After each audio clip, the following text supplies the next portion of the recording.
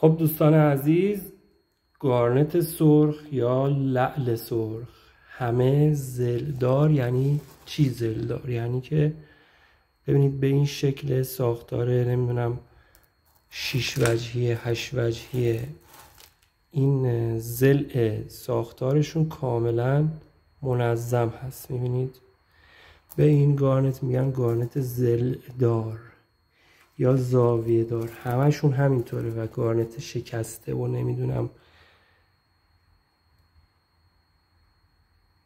خرد نیست، همش زلدار و 8 ضلعی منظم. از لحاظ عبور نور هم چک کنیم دیگه،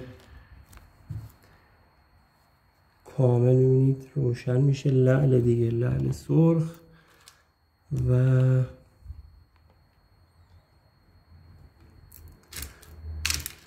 حتی الان این بزرگترینش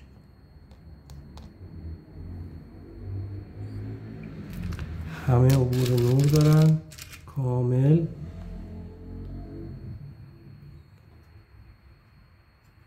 گارنت سرخ، لعل سرخ، اینا رو گرمی 1 میلیون توی بازار بعضیا دارن قیمت هم میدن، نه کیلویی 1 میلیون ها، گرمی 1 میلیون، که ما اینا رو کیلویی 1 میلیون داریم میفروشیم و قیمت دست اول تو کل ایران. این قیمت پیدا نمی کنید دوستان دیگه، خودتون میدونید. من حالا این میخوام اینا رو خمم شدم، خستم شد.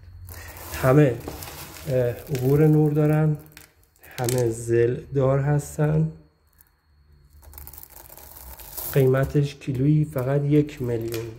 این قیمت شاید 5 سال پیشه، با این دلار 100,000 تومانی دیگه گارنت سرخ کیلویی 1 میلیون واقعا شکاره. حداقل ارسالمون هم 1 کیلو هست، کمتر از 1 کیلو ارسال نداریم.